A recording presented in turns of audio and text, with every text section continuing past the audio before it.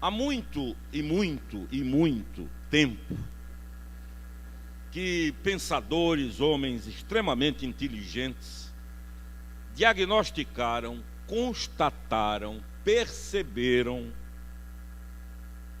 a insatisfação da alma humana. Foi Dostoiévski, talvez, quem primeiro elaborou um pensamento sobre isso. Pensamento esse que tornou-se conhecido no mundo. E Dostoiévski fez a seguinte afirmação: há no peito, no coração do homem, um vazio com o formato de Deus. Há um vazio do tamanho de Deus. O que ele estava dizendo era simples. Há um vazio, uma insatisfação no ser humano, esteja ele onde estiver, que só Deus preenche, só Deus satisfaz. E por isso o título desta mensagem, deste sermão hoje é Cristo satisfaz. Só Cristo satisfaz. Há pessoas que vivem um grau de insatisfação patológico, doentio, que vai descambando para enfermidades psíquicas, enfermidades da alma, algumas delas irreversíveis, e o que mais dói é que procuram uma razão para essa insatisfação, não encontram, procuram uma explicação, algo racional que lhes dê o motivo da insatisfação e não acham. Por outro lado, acumulam agonias porque buscam satisfação em várias propostas que a vida oferece e não vão encontrando, e há uma junção de insatisfação com frustração. E isso vai promovendo morte. Todo dia morre-se um pouco. Cada ano que passa é um ano a menos de qualidade de vida. E o mais irônico nisso tudo é que esse processo não depende de nível intelectual, de posição social. Esse processo não depende de quase nada do que nós conhecemos. No entanto, ele cresce e esse buraco vai aumentando na alma. O pastor Caio Fábio, ele tem uma expressão extraordinária. Ele diz que antes da conversão ele tinha um buraco no peito por onde a vida vazava, por onde a vida ia embora.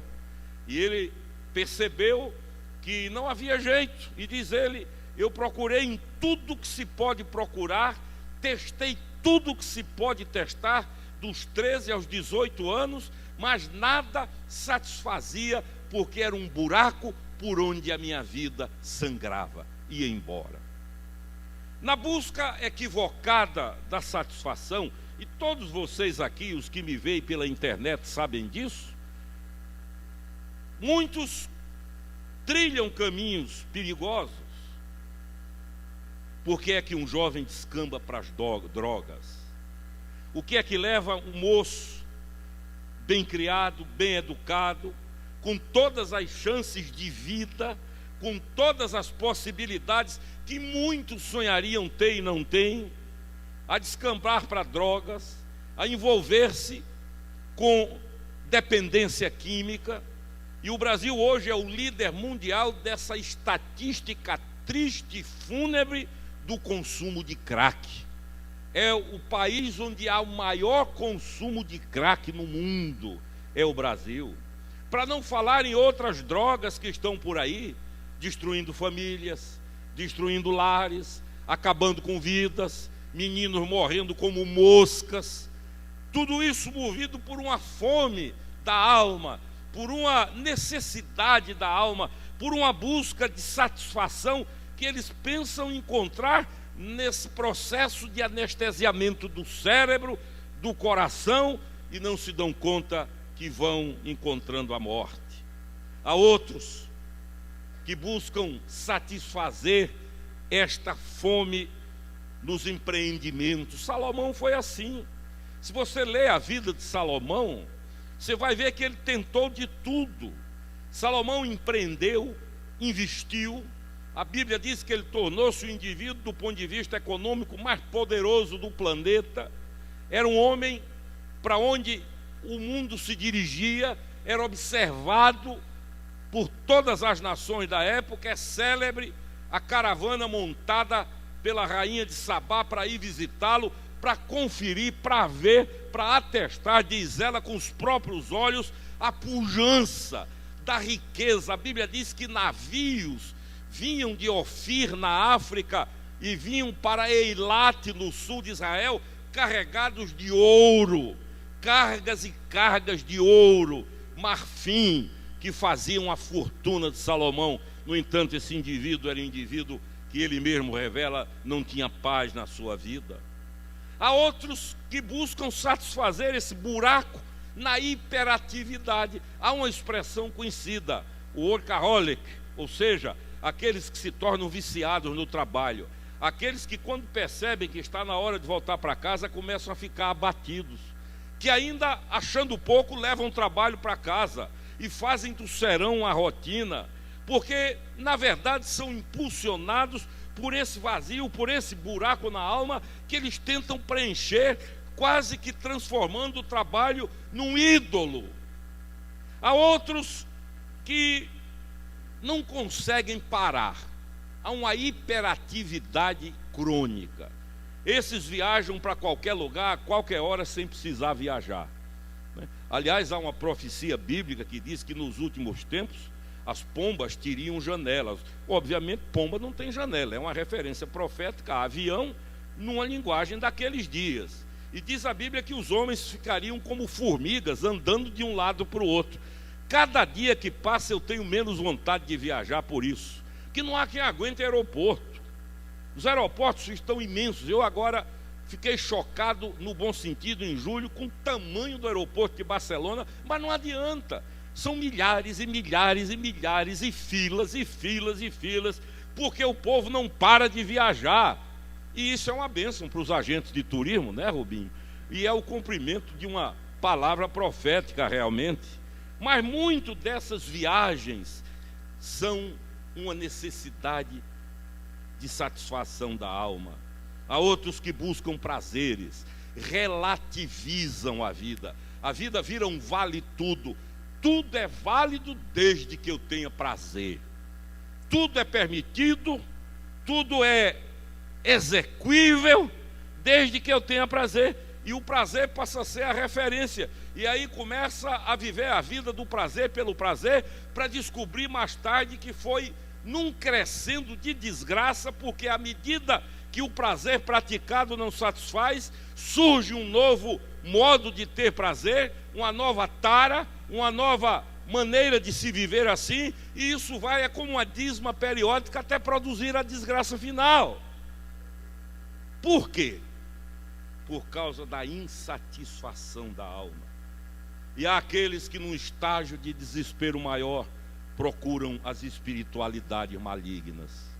Quanta gente fazendo pacto com o diabo, quanta gente consagrando filhos em terreiros, quanta gente se submetendo a liturgias do inferno, quanta gente brincando com isso, quanta gente se envolvendo com isso, achando que isso é apenas uma questão cultural, quanta gente abandonando a fonte de uma água viva e pura para envolvimentos dessa natureza, com rótulos diferentes. É pai de santo para cá, é mãe de santo para lá, é guru para cá, é guru para lá, e agora a picareta vira guru também, e as pessoas vão entregando a vida, abrindo o coração. Houve um rei em Israel que quase destruiu a própria vida e a da família. Por quê? Porque os babilônicos mandaram para ele magos, feiticeiros, e ele, bem intencionado, abriu o coração, contou a vida para os feiticeiros. E quando Deus vem a ele e diz: você errou, você foi fraco, você contou os segredos da sua alma para o inimigo, para o diabo. E há muita gente fazendo isso, na busca de satisfação. Queridos, o tédio aumenta dia a dia, a prova está aí. o consumo de ansiolíticos aumentando. Eu tenho dito aqui a estatística que o Dr. Milton Enio de Alagoas me deu: só de Lexotan se consome 50 milhões de comprimidos por dia no país. Aí há o consumo exagerado de outros tipos, pessoas que procuram aliviar a alma de algum jeito, de alguma forma, os suicídios aumentando, pessoas abandonando as famílias sem saber sequer dizer porquê. É como se fossem levadas, empurradas por uma força, por uma energia, diante da qual elas se tornam impotentes. E todas estas terapias que surgem a cada dia mostram-se absolutamente insuficientes. Um dos estudos mais bonitos da Bíblia, para quem estuda a Bíblia, é estudar os lamentos de Deus, quando Deus se lamenta. O texto, na sua linguagem primitiva, fala do choro de Deus. E uma das coisas mais tocantes da Bíblia é ver, entre aspas, apenas usando uma linguagem humana, quase que o desespero desse Deus Pai, quando as pessoas começam a buscar outras fontes. Lá em Jeremias, ele diz assim: 2 males cometeu o meu povo. A mim me deixaram o manancial das águas vivas e cavaram para si cisternas rotas que não retêm as águas. Em outras palavras, deixaram de beber da água pura que eu dou para beber lama, lodo e água suja. O Salmo 80, se a memória não me falha, há outro lamento de Deus quando ele diz: ah, se o meu povo me ouvisse, ah, se o meu povo me ouvisse, eu teria dado a ele a água mais pura, o trigo mais fino e o mel que escorre da rocha.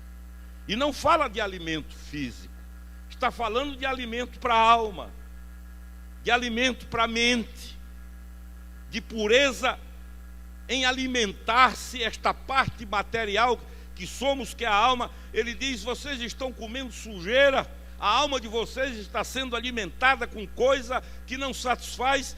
Mas se vocês tivessem me ouvido, eu teria e tenho para vocês água pura, mel que escorre da rocha e trigo fino. Mas nós temos escolhido o pior. Esse texto que foi lido há pouco pelo reverendo Jair, do Salmo 36, ele fala da fartura de Deus. Ele diz assim: como é preciosa, ó Deus, a tua benignidade. Por isso os filhos dos homens se acolhem à sombra das tuas asas. Fartam-se de abundância da tua casa. Na torrente das tuas delícias lhes dás a beber. Pois em ti está o manancial da vida. Na tua luz vemos a luz. A Bíblia de Jerusalém, que é uma outra tradução, diz assim: eles foram saciados com a gordura da tua casa. Tu os embriagas com um rio de delícias, pois a fonte da vida está em ti. A Bíblia Viva, que é outra tradução, diz assim: eles comeram até não mais poder, comeram do bom e do melhor dado por ti, bebem à vontade dos teus rios de alegria e prazer. O Novo Testamento, na linguagem de hoje, linguagem de jornal, diz assim: ficamos satisfeitos com a comida que tu nos dás com fartura. Tu nos deixas beber do rio da tua bondade. Tu és a fonte da vida e por causa da tua luz nós vemos a luz. E ainda a Bíblia de Jerusalém diz: coroas o ano com tua bondade e tuas trilhas gotejam fartura. As pastagens do deserto gotejam e as colinas cingem-se de júbilo. Os campos cobrem-se de rebanhos, os vales vestem-se de espigas, dão gritos de alegria e cantam a tua fidelidade.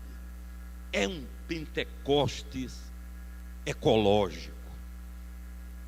Aliás, a Bíblia diz que a presença de Deus leva as árvores a baterem palmas. Quando Davi traz a arca da terra dos filisteus para Jerusalém, o texto diz que os bezerros vinham saltando e mugindo de alegria, porque a satisfação está na presença do Senhor e não está em nenhum outro lugar. Agora, quais são as necessidades básicas que só Cristo satisfaz? Em primeiro lugar, a necessidade de ser ouvido. Como tem gente em crise porque não tem quem ouça. A pessoa sofrendo porque não conseguem ser ouvidas. Ser ouvido é partilhar, é falar, é botar para fora, é abrir o coração, é aliviar a alma. Eu estava conversando com o reverendo Carlos Alberto Figueiredo, nosso colaborador, que também é médico, e ele estava me dizendo que um dos estágios finais do mal de Alzheimer é o mutismo. E depois, a ausência do desejo de comer. Porque as pessoas não conversam. Uma das características dos portadores de Alzheimer é repetir perguntas. E ele me disse: Alexandre, se eles perguntarem 100 vezes, precisam de 100 vezes ser respondidos. Porque cada vez que não responde, a patologia aumenta. E ele disse: se não conversar, se não responder, por mais chato, por mais insistente que pareça, o estágio seguinte é parar de comer. E aí é a morte. Então, nós temos essa necessidade. Como é bom quando alguém nos ouve. Quando a gente precisa dizer e alguém tem ouvidos para ouvir. Uma das coisas mais terríveis na Bíblia é você ver que Deus fala e ninguém ouve. As pessoas não querem ouvir. Eu já contei a história, e não vou repetir toda, de uma mulher que entrou no meu gabinete e falou 1h50 sem parar. Eu não disse nada. E quando ela acabou de falar, deu uma risada, olhou para mim, disse muito obrigado pela ajuda e foi embora.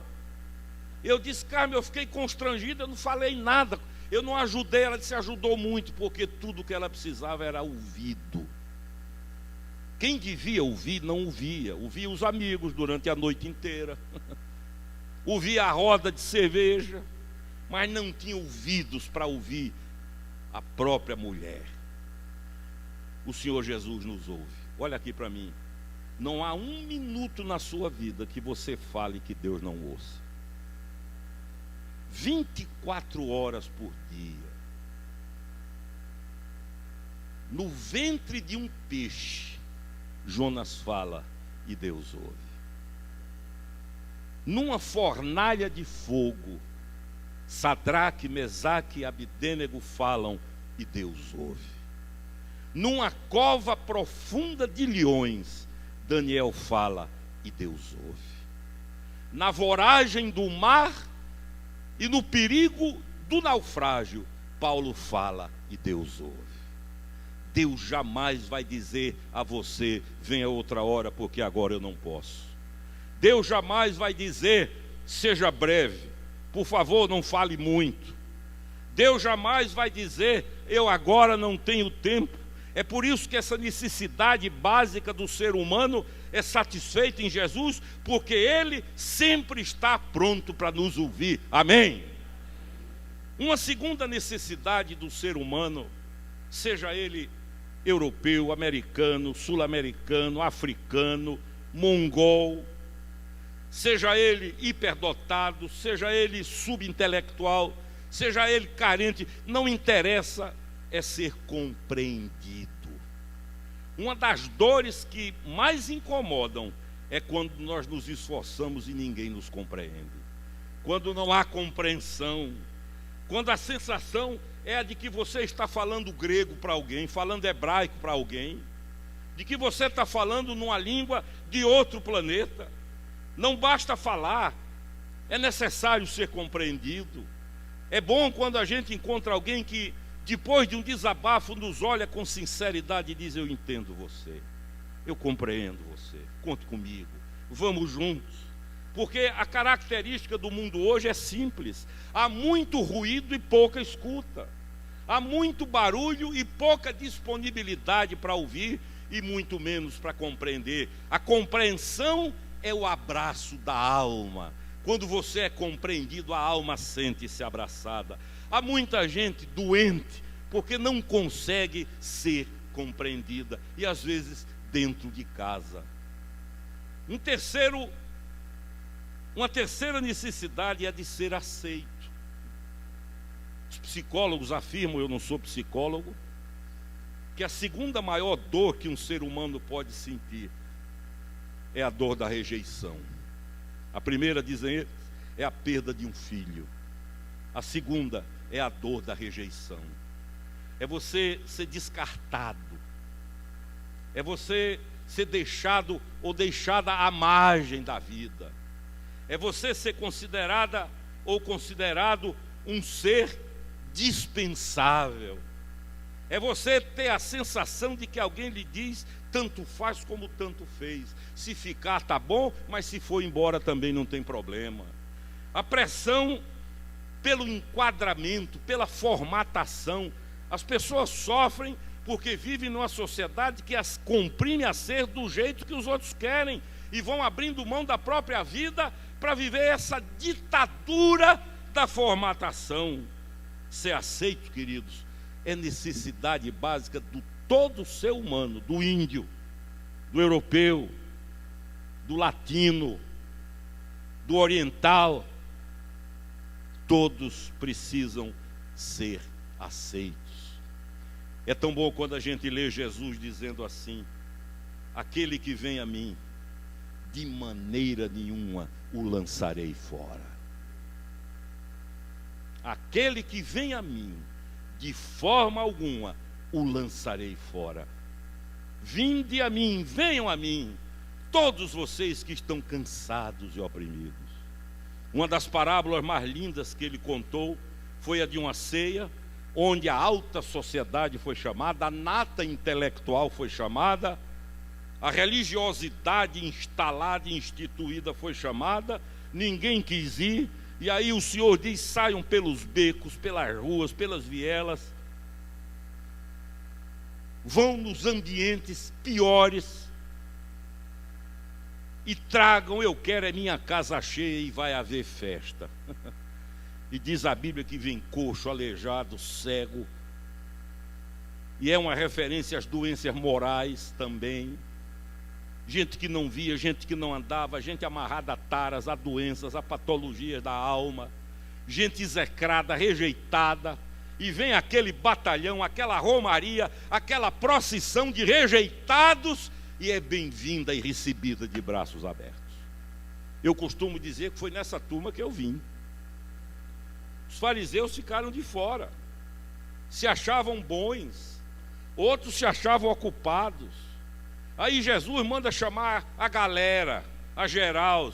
Ah, a turma de camarote não quer? Traz a turma da geral. E lá vão os geraldinos e enchem a casa, porque ele aceita todos. Bendito seja o nome do Senhor.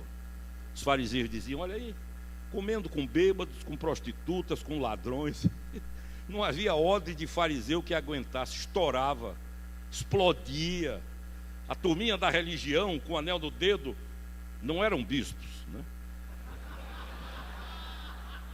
Mas a turminha de fariseus ali, toda engomadinha, a turma do talco, né? Moral, lindos por fora e podres por dentro. Se deram mal porque enquanto os outros elogiavam por fora, os olhos do Senhor viam por dentro. E via que aquilo por fora era um teatro, era um desempenho, mas que dentro estava a chaga, o aleijão. E ele disse: eu prefiro os que são aleijados por fora, mas limpos por dentro, quando se fala de limpeza com sinceridade. E venham prostitutas, bêbados, ladrões, gente rejeitada, porque esses pelo menos sabem quem são e se conhecem e não se enganam. Em quarto lugar, uma necessidade básica do ser humano é se sentir relevante, é sentir que serve para alguma coisa. O matutinho do interior do Nordeste, se vocês puderem, aprendam com essa turma, elas têm muito para ensinar. Eu era menino e já ouvi uma frase para falar de indiferença. O Matutinho lá do interior, lá em Uiraúna, na Paraíba, tinha um velho maravilhoso, cujo apelido eu não vou dizer. E ele gostava muito de usar a frase, ele dizia assim: fulano não fede nem cheira.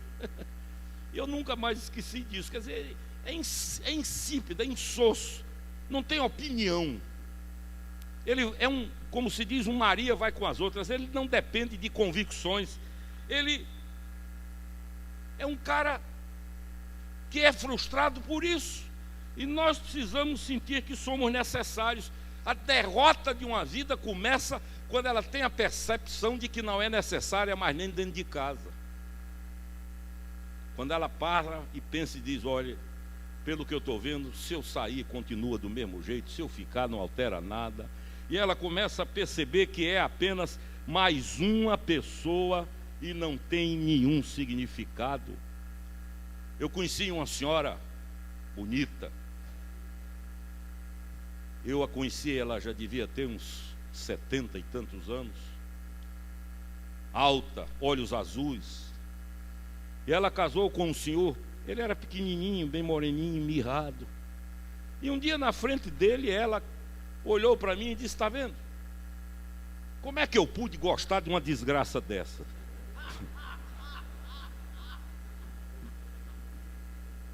Aliás, ela não disse desgraça, ela disse de um troço desse. E eu fiquei semanas com aquilo na cabeça. Meu Deus, como anda a alma desse homem? Como anda a alma desse indivíduo para ouvir isso que ele ouviu?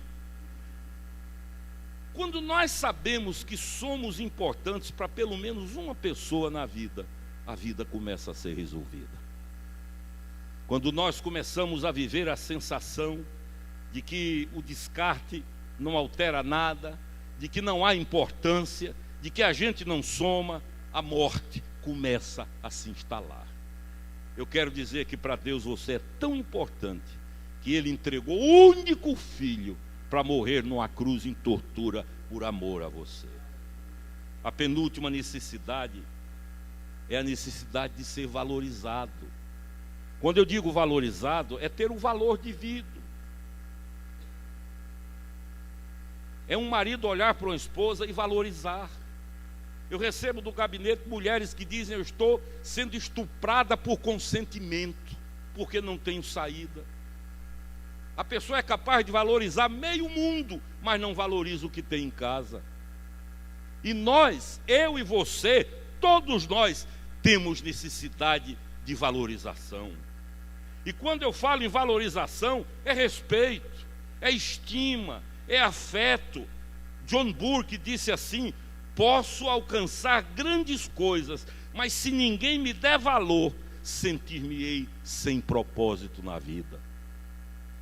E a última necessidade é óbvia, é a de sentir-se amado. Como é bom ser querido. Como é bom ser indispensável, ainda que seja dispensável. Como é bom sentir-se necessário. Como é bom ser tratado com afeto. Ontem eu dizia no nosso cursilho feminino, o afeto, na linguagem do nordestino, é o cafuné. O cafuné tem um poder de cura inimaginável.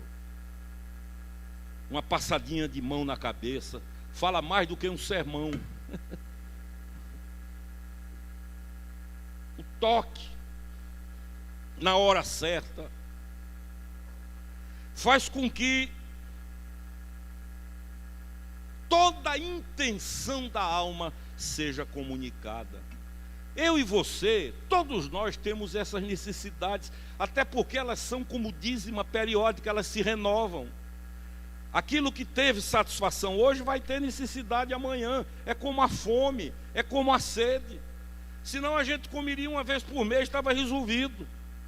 A fome de afeto, de compreensão, de ser útil, de carência de aconchego, de ser amado, ser compreendido, ser compreendida, ser amada. Isso é algo diário e não há uma espécie de dose que sirva para o resto da vida. Ah, mas há 8 anos atrás eu já disse. 8 anos atrás são 8 anos passados. Essas são carências urgentes e necessárias que o dinheiro não substitui. Há muita gente rica morrendo de tédio. Não se iludam nesses apartamentos da Zona Sul. Há muita gente querendo morrer, tramando suicídio, querendo tomar comprimidos, querendo tirar a vida. Uns não fazem por falta de coragem, outros porque ainda olham para filhos. Há muita gente com fama, fama não satisfaz. Ainda anteontem o príncipe William da Inglaterra disse uma frase sintomática, exemplar. Ele disse: eu daria tudo o que tenho para ser um anônimo, para ninguém me conhecer. Fama não resolve. Prazeres, geralmente os prazeres que não são sadios são seguidos de culpa, de um buraco na alma, de uma sensação de escravidão, de algemas.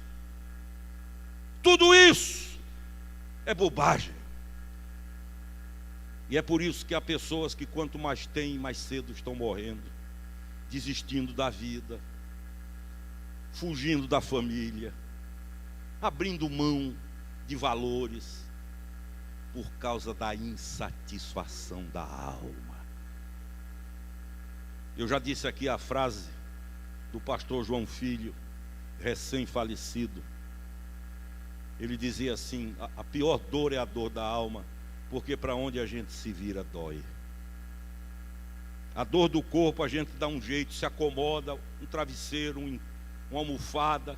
Mas João dizia: a dor da alma, para onde a gente se vira, dói. Qual a resposta para isso tudo, queridos? É simples: só Cristo satisfaz. Ele é descanso para o cansado, é pão para o faminto, é água para o sedento, é esperança para o derrotado, é perdão para o culpado, é cura para o doente. Ele é o alfa, ele é o ômega, ele é a ressurreição e a vida. Quantas pessoas estão perdendo a vida porque não conseguem parar um minuto para crer, para atinar com isso, para a qualidade de vida que só Jesus dá, porque só Cristo satisfaz. Há um velho hino que meus pais cantavam. Meu pai amava esse hino. A minha mãe, ela tocava órgão, e muitas vezes eu vi minha mãe dedilhando um pequeno órgão que tínhamos em casa e cantando esse hino. Minha mãe viveu todas as dores que um ser humano pode sofrer. E eu passava às vezes e via ela no canto, naquele órgão. E às vezes não chegava nem ao fim do hino, porque não aguentava. Caía em soluços. E o hino diz assim: Cristo satisfaz minha alma. E ela nos dizia há horas em que filhos não satisfazem, marido não satisfaz, o que se tem, o que se é, nada disso satisfaz. Ela diz: mas há uma coisa que não falha: Cristo satisfaz minha alma. Esse hino é velho, é centenário. E eu pedi ao pastor Ricardo Farias, a quem Deus dotou com uma voz maravilhosa, linda, para que cantasse nessa manhã esse hino: Cristo satisfaz minha alma. Eu queria que você ficasse em pé. Eu vou fazer um apelo simples. Não há maquiagem que esconda a insatisfação. Não há sorriso ou gargalhada que dissimulem um coração insatisfeito. Onde você tem buscado satisfação? Em endereços errados? Em quem você tem buscado satisfação? Não se deu conta ainda de que vai continuar? Eu quero convidar para que você hoje saia por essas portas dizendo: Cristo satisfaz minha alma. E eu quero orar nessa manhã por aqueles que vivem o drama dessa ausência de satisfação. Nada satisfaz, há um buraco inexplicável, sem origens que possam ser entendidas, mas está aí, instalou-se. E há um tédio na alma, uma dor na alma. Como diz o Caio, é um buraco por onde a vida está vazando. Precisamos estancar essa hemorragia. E o Senhor Jesus está aqui. Se eu não cresce nisso, quem não estaria aqui era eu.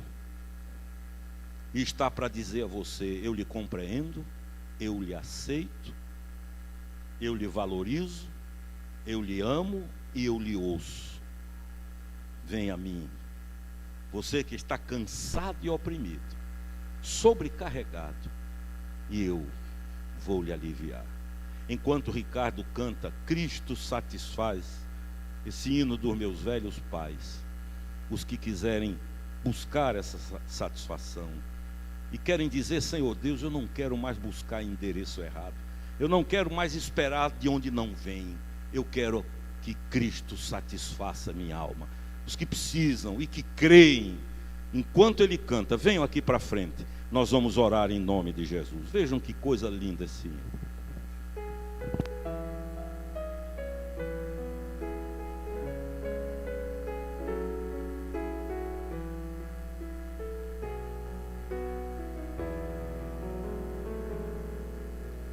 Cristo satisfaz minha alma, pois em meu lugar sofreu. Vida, paz e liberdade, plena salvação me deu. Cristo satisfaz, Cristo satisfaz completamente meu mais puro ideal, inspirado pela cruz, é servir e honrar o bom Jesus. Cristo satisfaz minha alma, pois que me livrou do mal. Quero sempre obedecer-lhe, sendo mais e mais leal. Cristo satisfaz, Cristo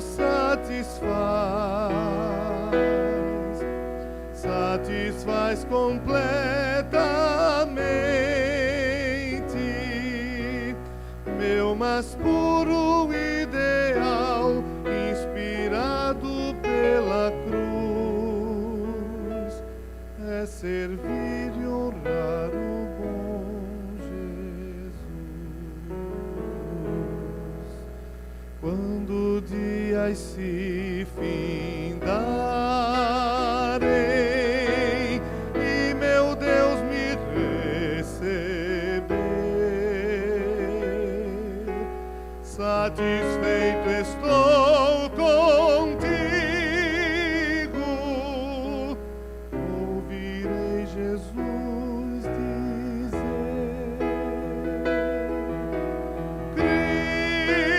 Cristo satisfaz,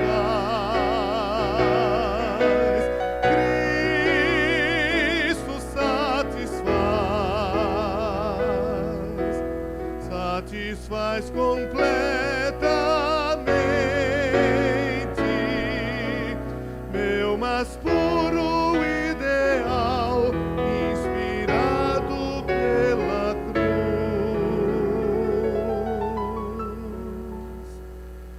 é servir e honrar